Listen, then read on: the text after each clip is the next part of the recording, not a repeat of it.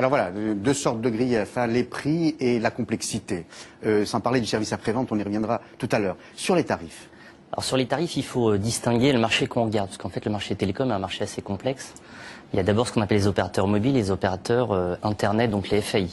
Donc déjà, les plans tarifaires sont pas les mêmes. Si on prend le secteur de l'Internet, donc celui des fournisseurs d'accès, là on va retrouver Orange, Free, Bouygues Télécom, Neuf Télécom, etc. On est sur un des marchés les moins chers du monde. C'est-à-dire qu'on a une caractéristique en France.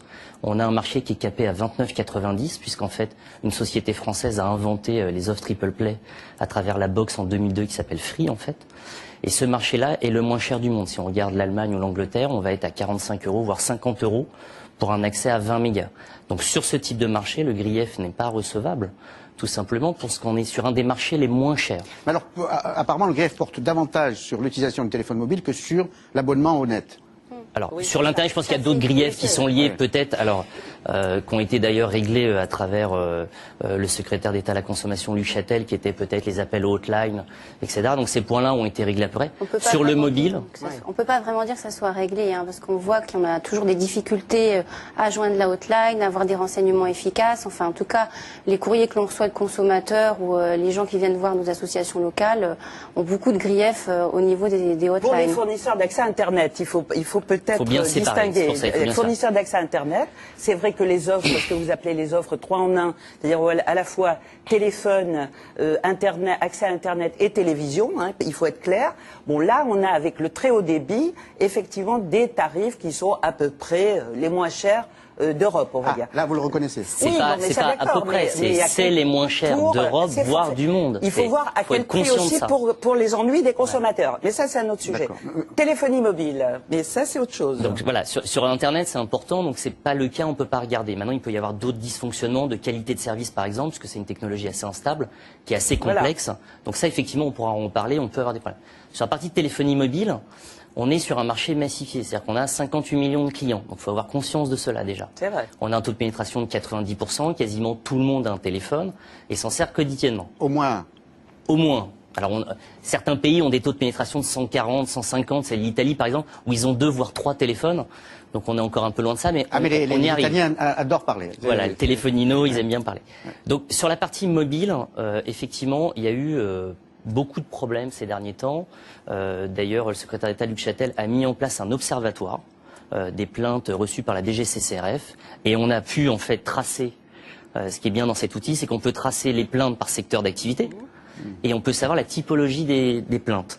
Ce qu'on s'est rendu compte effectivement, c'est qu'il y avait un nombre important de réclamations sur des notions de facturation et aussi sur les nouveaux services. Plus 15% de problèmes de facturation dû à ce baromètre qu'a montré ce baromètre des plaintes. Si on regarde deuxième semestre 2008. Pardon. Si on regarde l'historique de ce baromètre, le deuxième semestre 2008 annonce moins 22% des plaintes et moins 26% des plaintes uniquement pour le secteur des télécoms. Et bonne nouvelle, le secteur des télécoms, qui était le premier secteur sur lequel il y a des réclamations, vient de passer en deuxième position. C'est-à-dire il n'est plus le premier secteur dans lequel on a des problèmes, parce que le premier secteur maintenant, c'est ce qu'on appelle le non alimentaire, où on va retrouver tout ce qui est autour des magasins, de la VPC et autres. Donc oui, la téléphonie, il y a eu des problèmes. Aujourd'hui, on est dans une tendance quand même qui est massivement de baisse sur les réclamations. On pourra reparler après de la notion de forfait compliqué, etc.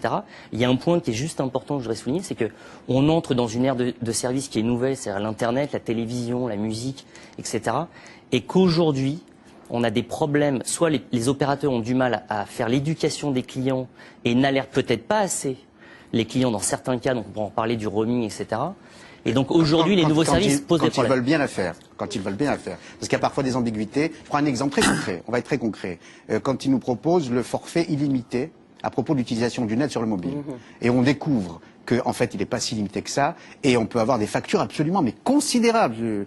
On croit qu'on va payer 50, 60 € et on reçoit une facture de 800 €, par exemple. Alors, concrètement. Concrètement, ce cas-là, il est intéressant, c'est qu'en fait, lorsque vous achetez une ligne illimitée chez des opérateurs mobiles, il faut lire le contrat et même l'annonce commerciale. Il est bien écrit en bas, que cette offre illimitée est plafonnée à un certain seuil. Et donc, c'est 500 mégas de manière générale. Donc, elle n'est plus illimitée. Alors, elle est illimitée dans l'illimité. Vous êtes spécialiste du droit, donc c'est clair que... c'est pas un tribunal. Hein, non, mais tout à fait. C'est un point on décrypte et on comprend, on ne condamne pas. C'est clair qu'il y a un problème d'information au départ du consommateur et je ne pense pas que ce soit au consommateur de faire l'effort de comprendre les offres qui lui sont faites.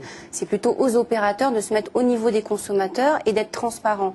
Et quand on joue sur les mots, comme sur la notion d'illimité qui forcément n'est pas dans les faits illimité, il y a un problème et c'est pas au consommateur de le supporter. Alors, je voudrais juste un complément par rapport à ça.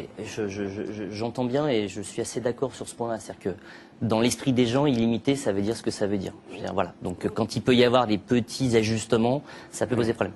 Il y a juste un problème technique que je voudrais expliquer en 2 mots.